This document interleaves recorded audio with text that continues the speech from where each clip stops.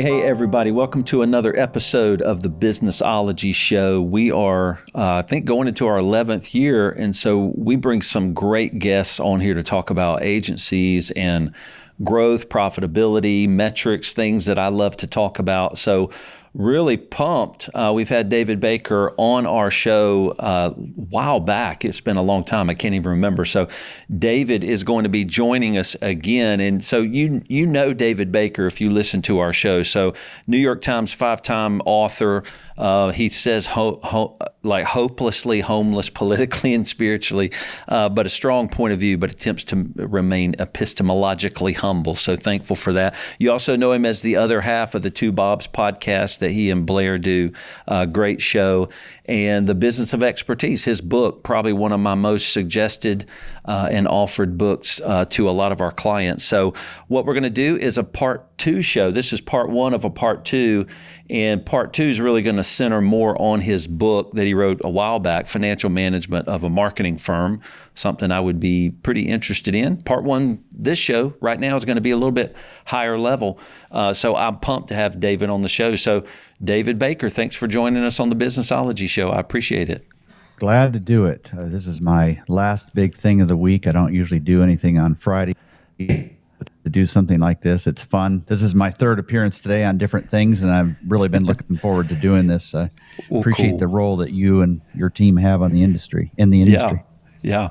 Well, yeah, we can say the same for you and a lot of other thought leaders, Blair, and so we just really appreciate all that you guys do with a lot of interest in education. I am interested, just David, to dive in. Like you have degrees in history and theology. So what was your journey to kind of get here? Now you're an expert in the agency profession, of course, have been for a long time. But what got you from there to here?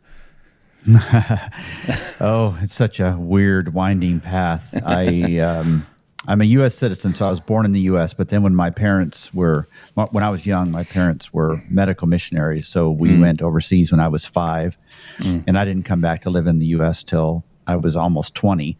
Wow. So I didn't really have much exposure here. We lived in this little village up in the mountains, no electricity, no running water, no roads. It was pretty remote.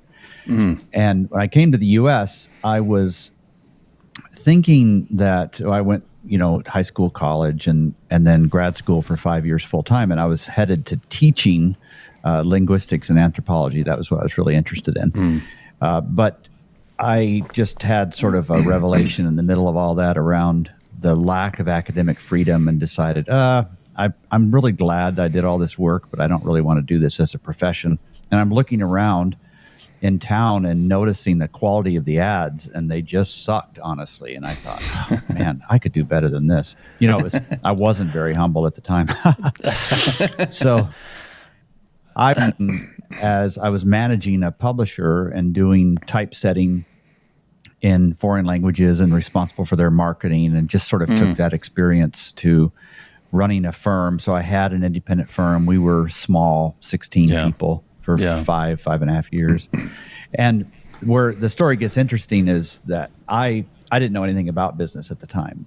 And so I was subscribing and reading regularly a publication called Creative Business. It isn't around anymore. And Cam Foote, who ran that, said, hey, why don't, there's a couple subjects that I don't feel as comfortable writing about. Would you dive into them? And in his case, that was finance, which was something I knew nothing about either. It's like he picked the expert. Me. Yeah. Well, I wasn't going to admit that because I love the idea of getting published. So anyway, then he asked me to help him with his seminars. He'd split them up. He'd do the interesting cities. I'd get the boring ones. And then one day he said to me, and this is where everything turned on. He said to me, hey, David, I suggested, why don't you do consulting, Cam, to your readers? And he wasn't interested for his own reasons. And he said, why don't you do it?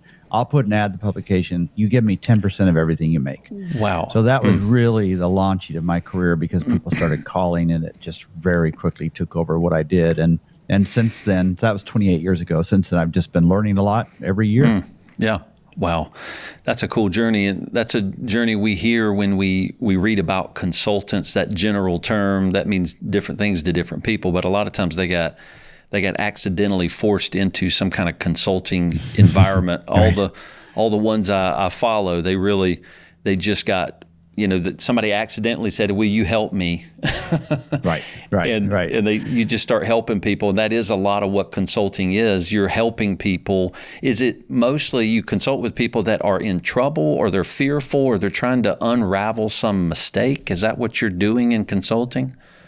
There is a big part of the consulting work that comes exactly from that angle. Then there are others who there's nothing wrong, but say they want to sell their firm, and so everything's going really well, right? Or others who just say, you know what, I feel like I've nailed all the things that got me to here, but I think it's going to take different things to take me to that next level. So I don't do as much emergency sort of work. Most of it is just, hey, I'd like an outside perspective. Somebody, I don't want to reinvent the wheel. Let's just bring somebody in. But isn't consulting weird?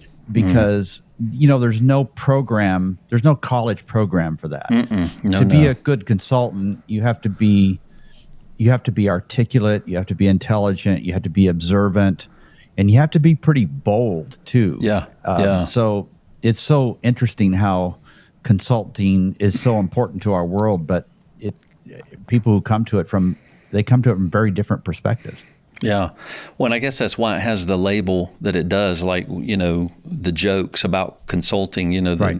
And there's movies, obviously made about that stuff. So, but it actually is very transformative. And it's funny, you have a degree in anthropology. It's a serious people work. So you're not only working with a business, but there's this entrepreneur in front of you that's really misbehaving or blowing the company up, or actually they feel like they're God to everybody. And you have to speak to a person and start to coach them and get pretty in their face or help them when they're fearful. So do you find what percentage of it is really helping that human overcome their own personal weaknesses?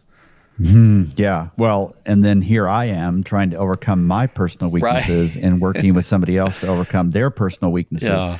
It's very, very true. I remember reading one of Michael Gerber's early books called The E-Myth Revisited, and he said in there a statement that's really struck with me. It's that most entrepreneurs are technicians who've suffered an entrepreneurial seizure. Yeah. So they didn't come into the field knowing how to run a business. They came into the field knowing something technically, whether that was design or programming, and now they want to run a business and how to run a business is very different than knowing how to do something that your company does. And it's also, like you said, intensely personal. So when I think about my own consulting career, where I made a pretty big leap was when I took a personality profile for myself and discovered, oh my goodness, now I understand why that sets me off, why that makes me angry. And so I've incorporated a lot of that work into my consulting because we do come to our decisions as people. And so we're not all that objective. We have to understand where our tendencies are. Yeah.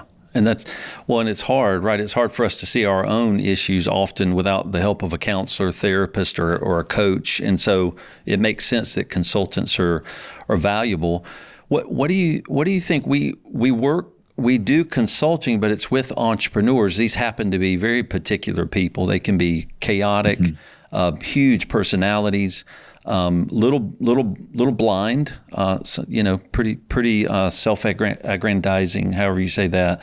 And some of them come in and they say, I became an entrepreneur because I'm addicted to freedom, or I want to live in an unencumbered way.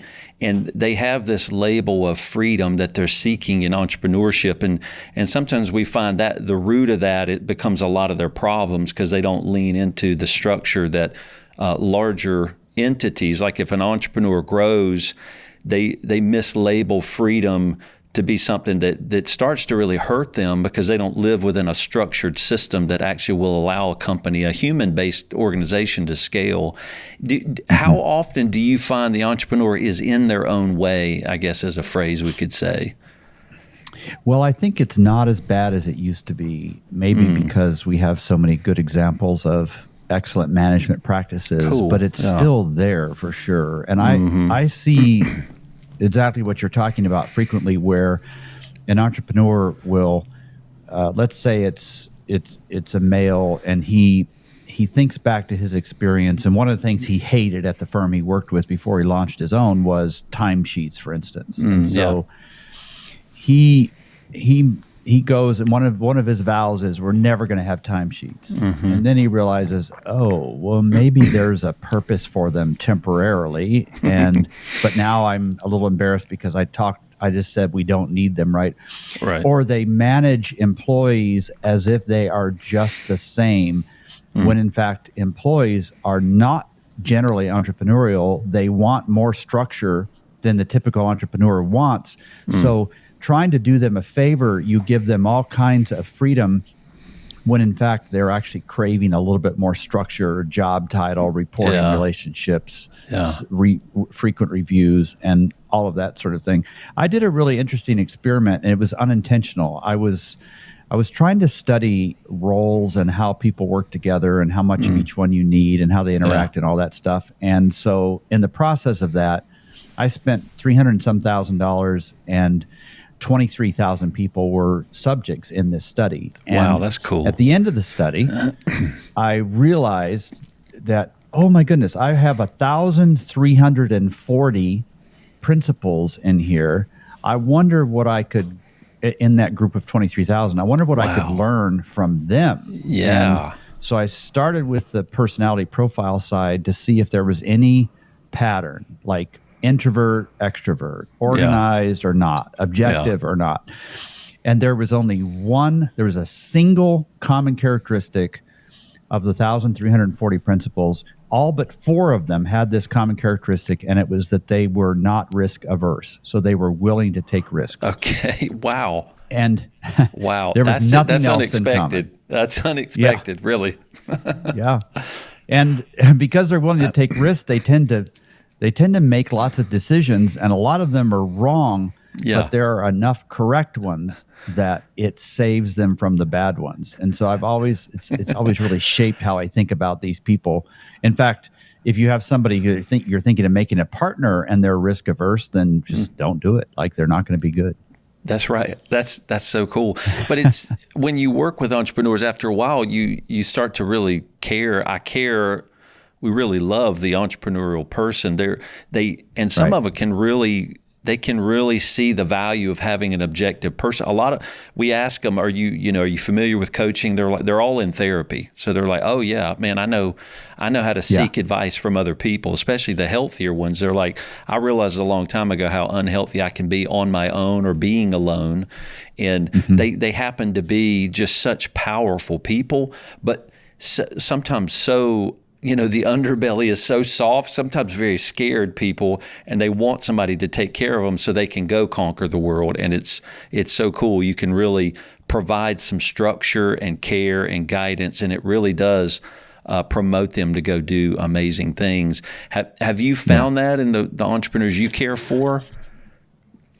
Yeah, for sure. I think, but that sometimes that'll come from a spouse or a friend or a partner or a consultant, right? And I actually don't do any coaching, and it's because my personality is a really bad fit for it. I tend to, because I'm just not patient enough. I just why in the world didn't you do that? It's like, don't come back to me until you do it. Like, that's not great coaching. So I tend to be way more episodic, where I step in, analyze something, suggest what to do differently, and then just let them go off on their own. But I do think coaching has a significant role. People generally are way more self-aware of how they are in the business world. And then I think our world doesn't let you get away with some of the bad behavior that was pretty prominent in the entrepreneurial world. So that's all good, I think. Okay. No, that makes sense. Yeah, it's just much more, we live out much more in the public now, I guess. Yeah, that's right. So it's kind of switching over to agencies and businesses, and they become different as they grow. Some entrepreneurs have different goals. Some we find want to just blow up a company, scale it huge, sell it in 5 years. Some are just methodical. They'll plod for 30 years, create something, immensely valuable that they can transition as a legacy to other owners. Is there a right or wrong way to that? Or would you guide somebody that's trying to scale something huge and sell to kind of stay in the game a little bit longer? Or how would you consult with people on different sides of that balance?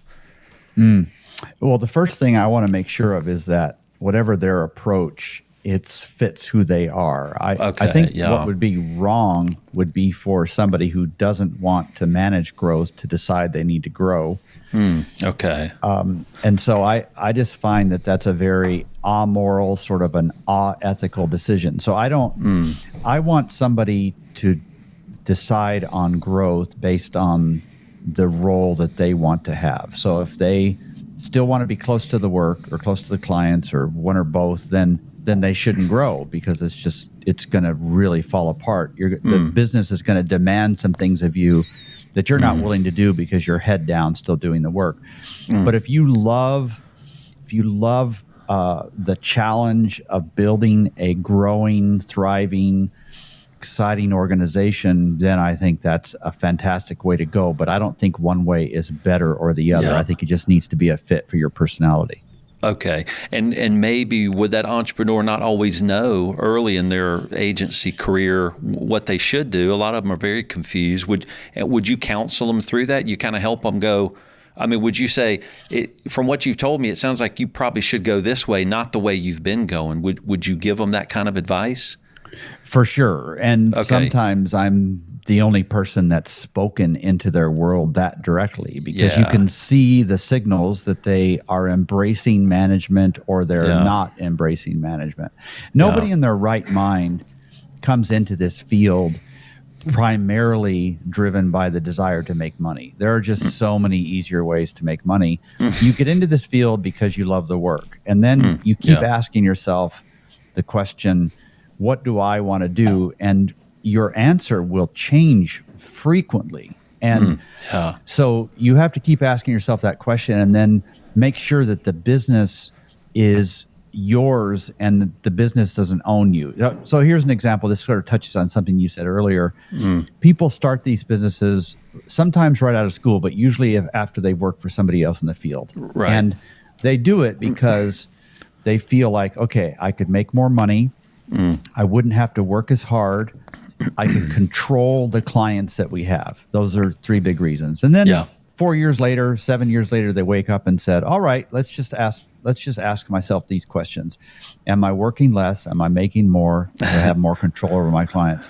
I had one boss before. Now I've got 20 bosses. Right. And they wake up and they realize, oh my God, this is based on why I started this. This is a failed enterprise. And so then they wake up and say, I've got to be in charge of my business again. I can't be thrown around. I can't be I don't want the tail wagging the dog here. I need to own my business again. And that's when they either have a wake-up call, and sometimes it involves asking for outside help like me or somebody like me, and other times it doesn't. Yeah. Man, it's tough for them to come to those realizations. And this would be anecdotally, but what would maybe the team size be at a point in an agency where that owner that maybe was a technician that was coming in as a creative design technician needs to switch into becoming an operator? At what team size becomes too unwieldy or too big enough to still stay in the design? You got to move out into the CEO position. Is there an anecdotal team range size you would give? There is. So what you do is you figure out all the things that you're doing and you think about, okay, what can I give up and what must I retain? So the things you have to give up as the firm grows are these things in order. You've got to give up the project management side of things that is keeping in your head the details of what's going on. And that hits you at about 5 or 6 people total. Okay. The second thing you've got to give up is managing any client relationship. So you've got to have a professional in that role. who can grow accounts, who can manage conflict, who can pull information from clients, can address pricing issues and scope creep and all that. And that's somewhere in the 8-9 people, something like that. But that still leaves a fair bit of time for you to do some of the things that maybe you love, whether you're a designer or you're an artist or you're a writer and so on. But when the firm gets in the double digits, you've got to be a CEO. You've got to be managing the new business funnel. Yeah. You've got to be getting the right people in the level right below you. You've got to be watching financial performance really carefully. Those are the three big things. So if you aren't committed to doing what the business needs from you at that size, and you have your head down doing other things, the business will begin to take over your life in bad ways and will demand things of you. It'll just say, you need to start paying attention to me. Here's why, because you're going to miss payroll if you don't, or whatever it is, right? Okay. Yeah. And so that's a kind of a turning point when they're like, I have to actually focus on the business. It's too unwieldy. It needs enough care for there to be an executive position to lead the visionary side of it. I got to step out of design. And is there anecdotally a team size where, because I think this is a tough position to hand off, is that sales biz dev side. I think a lot of agency owners try to get rid of that sooner than it works. There's a number of failed attempts sometimes. Is there a right size of an agency to get rid of that intake of that new revenue, the pricing of it, and things like that? Well, I should note that principals are really bad at pricing. They usually price things way too low. Yeah. So the more you can hand that off to somebody who's more objective and is driven by whatever it takes to get it done profitably, the better off you are. The sales function is often delegated way too early, only because the principal doesn't think he or she is good at it or doesn't enjoy it. And so they realize the important role of new business, but they don't want to do it. And so they give it off to somebody else, which seldom works. I think what you can do, so I think of the whole new business process in 3 stages. One is deciding your positioning, and that you don't need to revisit, but every few years. Second would be where most of the work occurs, and that's the whole lead generation side. So inbound and outbound, and that can very safely be delegated to the right person. And then the third phase is what I just call closing, and that's being a part of the conversation when a right fit prospect comes to you and says, hey, let's talk about working together. And I don't think that should ever be delegated. It doesn't mean that every principal needs to be a part of it, but at least one of them needs to be involved in new business. The prospect needs to believe that this is so significant in the history of the firm that we dragged the principal out of bed, dressed him up, and wheeled him in, and he had something to say, and then we sent him back. But it just needs to happen that way. Okay, that makes sense. And maybe you can answer this question: why does it seldom work when they hand it off? Is it? I think a lot of times they'll view that business development salesperson as, well, if I can go get the rock star, right, I'm going to get somebody at $175,000. They're going to really be able to do sales better than me, and that's not necessarily true. Why is that area so difficult? Why does it rarely work when they try to hand it off the first time, maybe? Yeah. Well, because usually when they're handing it off in an outbound context. So you have somebody who is going to work the phone, and they have 100 contacts, and they're contacting the same ones. And then when they leave, because they feel like they're not making enough money, they're going to take those contacts with them. And you've basically been borrowing a salesperson's Rolodex for a period of time, sort of leasing it. But it's not a permanent lease, and then they'll leave you. Okay. But I think it can be very effective to use another employee to put a really thoughtful marketing plan in place that's more inbound in nature. That can work really well. Okay. So when you're building your team, and I think entrepreneurs get get a thought in their mind where I'm just going to hire this person. I know they're going to cost me a lot, but I'm ready to invest in that person. And so an outside hire, especially a very pivotal role like business development or something like that, can be pretty risky, right? Because it may not work. When do you tell people try to promote, right? How do you promote from within? Of course, that takes much longer, but it can be more cost effective and people can be more bought into your culture. How do you know when to say, promote that role, work on that over 5 years to get it to the role you need it to be, or hire outside and bring a large role at the top in? How do you know when to do that? Mm-hmm. Yeah, I think part of it depends on how good the firm has been historically in finding, screening, and then training people. And if they've been effective at that, then that would always be the first approach you'd take. If they haven't been effective, then you almost have to hire the more expensive people. Okay. And that's obviously a riskier approach.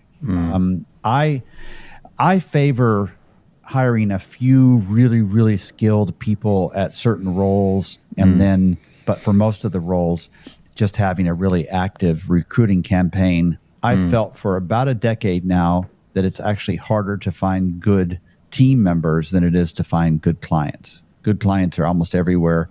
Finding the right people on your team is a much more challenging but a much more rewarding thing to do.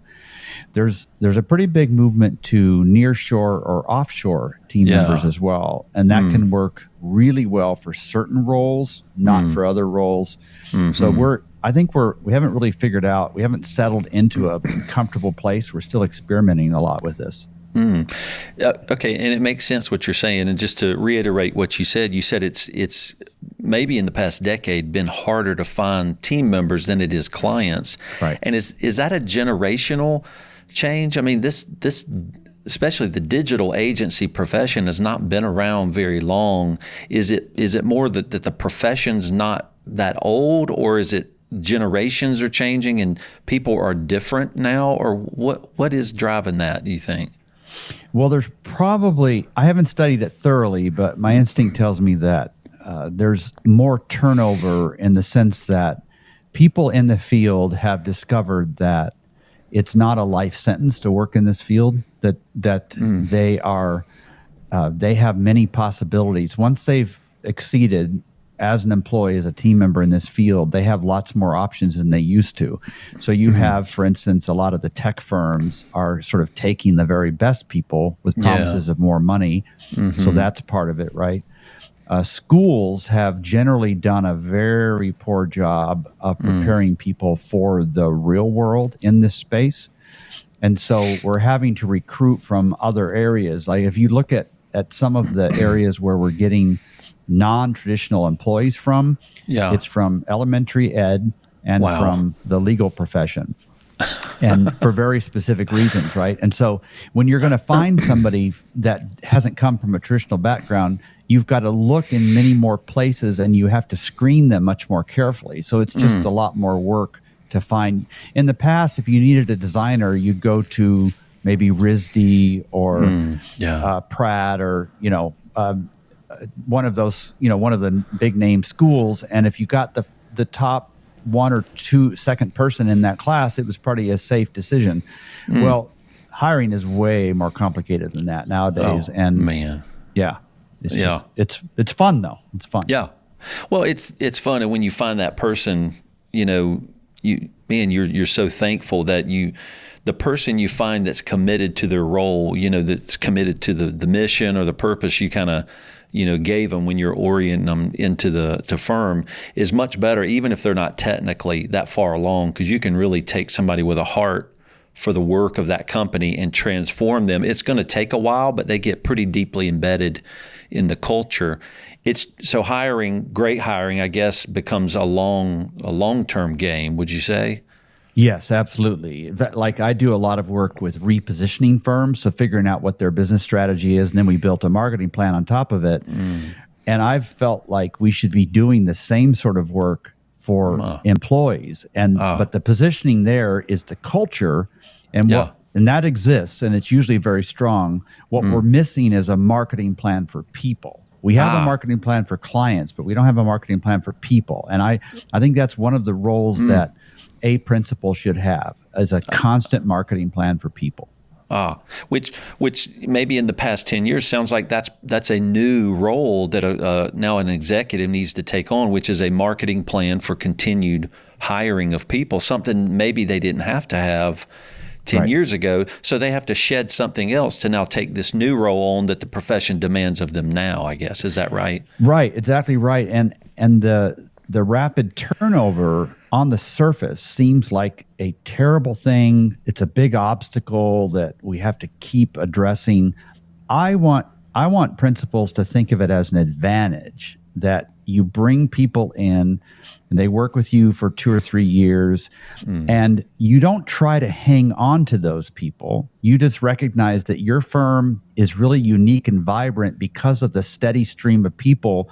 They're not leaving for bad reasons. They're not leaving because your culture sucks. They're leaving because there's other opportunities, and that doesn't frighten you. And it forces you to have a business that can bring people up to speed really quickly.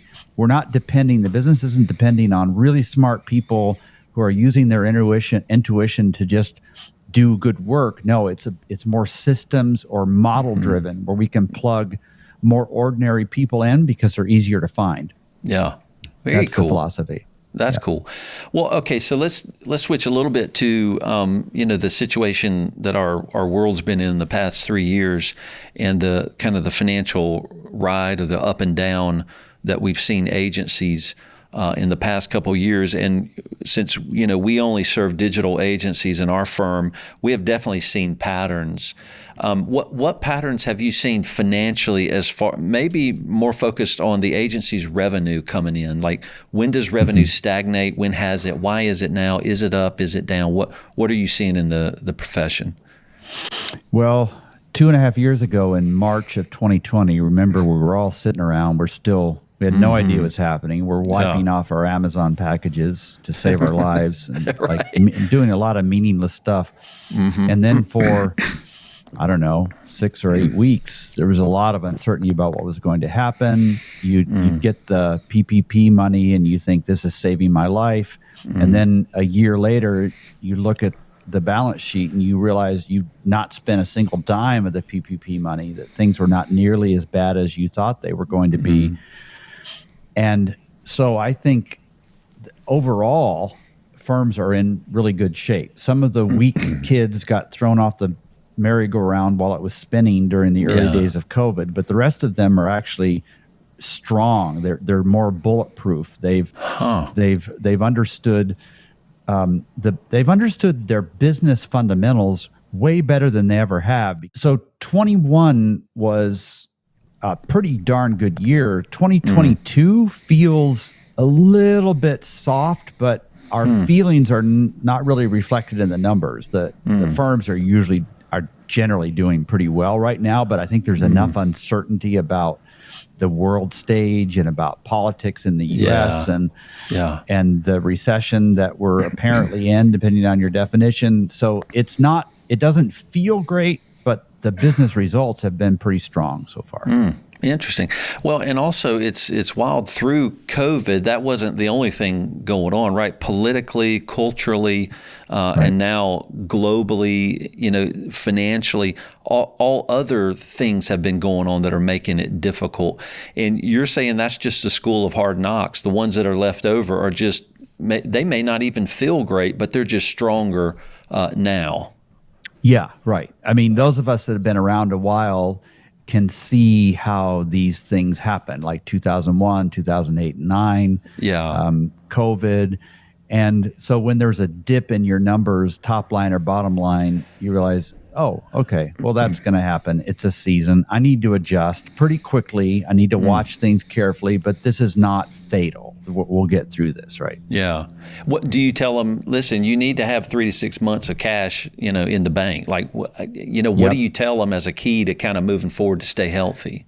Yeah, absolutely. You got to have a cash cushion. You have to be willing to react really quickly to staffing changes that are necessary. I've never heard anybody say, darn it, I wish I had waited longer before I made a layoff, right? They all say, I wish I'd done it earlier. Yeah. So those kinds of things are really critical. And then there are other things that are almost too late to do once you hit a downturn, but you could certainly work on it right now. And that's to have a sort of a big flywheel spun up all the time doing your basic marketings, because it takes too long. If you start your marketing right now at the beginning of a downturn, it's usually not going to hit until later. So you want to keep that spinning all the time. Those would be the big things I'd concentrate on. Yeah, no, that's really good stuff. One thing, like you said, and it sounds like you're saying the past decade, hiring good people has consistently been something that's been hard, and it's really hard now. And the labor market is so weird that people are having to hire new people in sometimes at salaries much higher than the people that have been in the agency for 5 years. And so it really it's feeling really weird to entrepreneurs to get sometimes more the same or a junior person that has to come in at a higher price than a senior person that's been on their team. What do you do about that? Do you go bump everybody up 15% to the person you just hired? Like, what do you do? Well, I think you need to be proactive. So I think if you have an employee that you really want to keep, who comes to you and says, hey, I really, really need to talk about my comp here. You've already missed the boat. You should be proactive about those kinds of conversations, especially if somebody's saying, listen, I just got this offer. I don't want to take it, but is there anything you can do in my comp? It's like, no, that's not the time to adjust it. So I'm sympathetic with all of that, but I think you just got to do the right thing at the right time and not worry too much about the consequences and not try to hang on to people that are too expensive. That's probably the biggest challenge we have right now. Fortunately, it's slowed down a little bit, but the challenge is, how do we keep what we're paying people in line with normal standards here? And unless you're going to make a lot more money to cover this, then there's going to be a problem. Man, that is tough. So you're saying if by the time a team member comes to you, a great team member, and they say, hey, I don't want to leave our culture, but I am being offered, $30,000 more. Like that's not insignificant. You're saying you're too late. That's not the time to give them that $30,000 bump to match. And why is that? Because they're still going to be unhappy another year later, or I mean, there would be some cases where somebody would come to you like that and you would say, oh, you know what? This is something I've been meaning to talk with you about for a while. I feel bad that you had to bring it up, and you give them a bump, and that makes sense. But I think in most cases, it's too late and you just need to let them go. You kind of like in your mind, you want to say, is there anybody here that's significantly underpaid right now? If they are, let me fix that. Let me take the initiative. This is partly driven by the personality type. So the personality type of an entrepreneur is somebody who is not risk averse. The flip side of that is that entrepreneurs who are not risk averse hate being taken advantage of or feeling they're out of control. And so they don't get the emotional benefit of raising somebody's comp if somebody has to raise that idea to them. That's another reason why it needs to be very proactive. Wow, that's amazing. Is there so as we work with agencies, we'll see them be able, I don't know, sometimes out of fear to try to scale their labor through their contractors, and it seems at some point they need to move that over to a team model, right? The investment in that fixed labor. And sometimes that's a point of fear. Sometimes they do it too fast. Sometimes they don't flex their labor through their contractors enough. Or there's some kind of proper use of contractor expense to fixed labor on your team. How do you know? Like, how do you scale and get that right? Which one do you lean on most when you're in a movement of scaling, you're getting larger? I do want to answer that, but I want to draw attention to the fact that I think the answer is different for different positions. So, for instance, the core positions that I do not feel should ever be managed through a contractor relationship would be your account management team, your project management team, and your strategists. Your the technicians, let's say if you're working with a digital shop like you do, Yeah. might be an SEO specialist or a CRO specialist or a programmer or something. Those lend themselves more to contractor status. Okay. But the primary advantage of a contractor is emotional, in that it should be less emotional for you to not give them work than to lay off somebody. So if you have a regular contractor you're using just as if they're an employee, it probably doesn't make sense to do that. And you might want to have your own person who is a part of the team already. But it's also really hard to convert contractors because they're typically making more money individually per hour than you're going to pay them. Yeah. And so you just is this a job? Is this a role that lends itself to contractor status? That's the first question you ask. Okay. Is it important that this person's contribution be variable, because that lends itself more to a contractor, right? Right. And then do I want to build an ongoing relationship with this contractor and then eventually bring them on staff? There's a lot of contractors that really are full-time for one company. Yeah, right. Contrary to tax laws, they shouldn't be. But they just want to view themselves as independent entrepreneurs, and so they're not going to work for you. Those are the people that sometimes you just have to make an exception for because they're so important to your organization, but they don't ever want to be your employee. That's right. Fine. Well, and just like in any entrepreneurship in this profession, there are no hard and fast rules, are there? It depends on, a lot of times the positioning into some market, because sometimes the market you've chosen to serve actually can be served well with a certain kind of team structure as well. And you have to consider the market especially if you're deep niched into a market, I guess. Well, and sometimes you're borrowing the expertise of the person that you're using as a contractor, where you're newer into this, you're not ready to have a full-time person doing such and such. Yeah. You hire a contractor and borrow their expertise to help build your business moving forward. And that's perfectly adequate too. Yeah.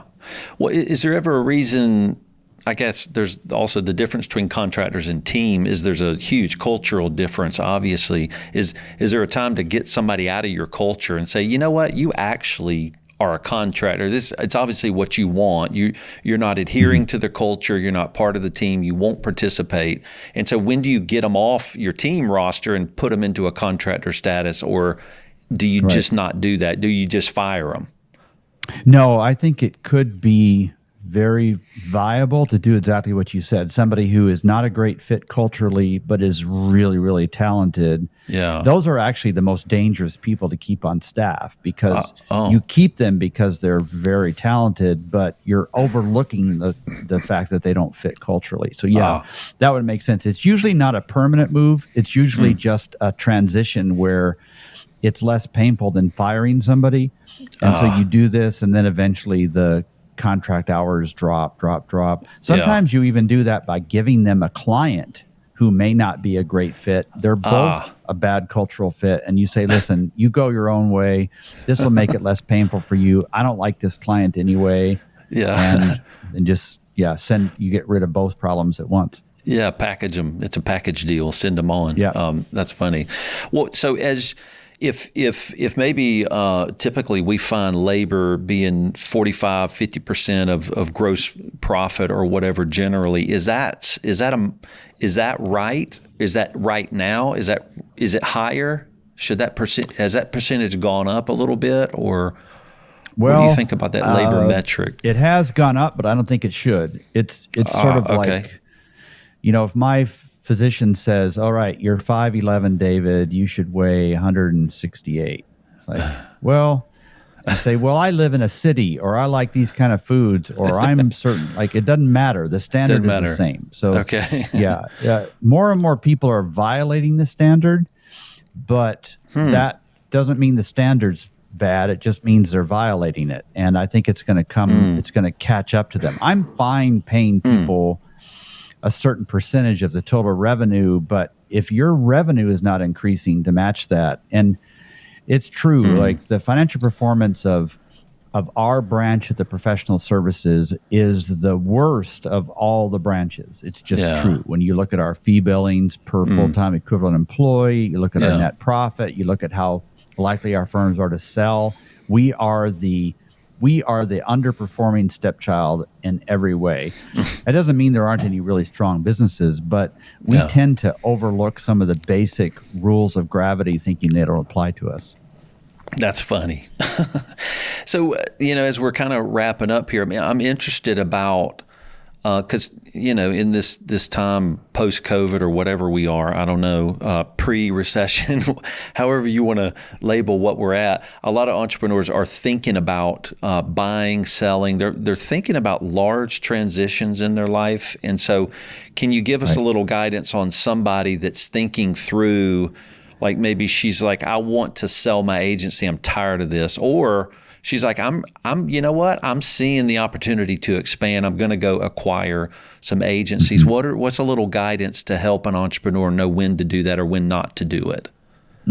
This is one of those rare opportunities where if you do all the right things, it helps you even if the result doesn't happen. So running your business as if you're going to sell it someday, even if you never do, means you're going to have a much better business. So I love, a friend of mine wrote Built to Sell, John Warlow. It's a really good book talking about that.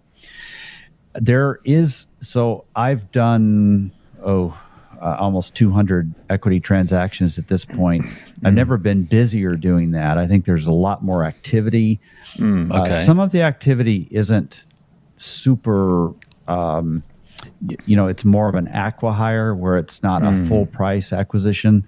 But there is a lot happening both on the buy side and the sell side. And if you run your business as if you're going to sell it, the odds, so if you don't run it like you're going to sell it, you're just running a normal business, the odds are 1 in 400 that you'll sell it. That's really terrible odds, right? Oh, that is bad. But you can make some changes that just astronomically increase the likelihood of an exit. For instance, you could be certain size, you could maintain certain profitability, you could have a certain positioning, you could have different service offerings, you could have a different staffing structure. And then all of a sudden, your likelihood is 1 in 2 that you might sell it with a great exit. So it's one of those things where I feel like you ought to run your business as if you're going to sell it, even if you don't have any intention of selling the firm, because it's just so much better. It's so much healthier business if you do it that way. Yeah. Would you make a blanket suggestion to somebody to sell it internally, to leaders internally, or to sell it outright? Or does that depend? It really does depend entirely. It hinges on one thing. Do you have a likely successor on your staff who is an entrepreneur, a risk taker? That's the key. Because it's very unlikely that they're going to have the money to buy your firm. And so they're going to have to either go out and borrow it with, just an SBA 7A loan or something like that, or maybe the owner is going to carry the note over time, but it's going to require the internal buyer to sign a non-compete and so on, a personal guarantee. So it requires somebody internally who's willing to pay you what an outside buyer would, and that's pretty rare, but it's certainly worth doing. It's the least upsetting sort of a transaction, because all the people are already there. The clients know this person already. So it's the best method if the person's willing to pay the right price. But if not, then you just look to the outside for a buyer. Okay. Makes sense. All right, David, I promise I'm going to ask you one more question. This is the last one. So if you're giving advice to people to maybe sell their agency, and somebody says, okay, you know what, I think I want to do it. I want to run it like you're saying, like I'm going to sell it. And they say, but I'm not profitable. I'm breaking even, maybe 5% margins or whatever. Is there a first thing you would say, go look at this and start fixing this issue so that you can become profitable? There's a lot of complex things to look at, but what is the first thing you would say is going to give you some low-hanging fruit on turning that around? I would say look at your pricing first. That'd be the first thing I would look at, because in nearly every single firm that fits the description you just gave, there is a significant degree of underpricing the work and or over servicing, but usually it's underpricing. In other words, Okay. whatever the price is you're giving to a client, based on whatever hourly rate you're using, because you're not doing package pricing or value pricing yet, you're still thinking hourly. Right. Whatever that is, it's not nearly covering the time you're spending. And so you accept that advice. Then you have to say, okay, if you're going to start pricing things higher, you're not going to be closing at the same rate. So now you need a marketing plan. That's the second thing. And then you say, oh, I don't know how to build a marketing plan on our positioning. We're just a generalist firm. We're largely interchangeable with everybody else. So then you have to adjust your positioning. So you can see how each one of it's sort of like a remodeling project. Let's put a new countertop in, and then you say, oh shoot, look at this needs it too, and it just goes on and on. But it usually starts with pricing, and then it goes all the way back to positioning. Very cool. Okay. Yeah. David Baker, thanks for being on the show. This is some good stuff. I can't wait to do the second show next month. This is going to be great. And I always give people and tell people about your book, The Business of Expertise. Is there something else they should read? Of course, your articles on your website are extremely good. They're methodical and deep. Is there some other place you would send people to, or is it your site? Is that the best place to go to read more? Probably the site. If you're not getting those free weekly emails, that'd be great. And then, of course, the twobobs.com site is really useful. Between those two, that should cover most of it, I think. Okay, it's great. All right, David, thank you for being on the Businessology Show. We appreciate it.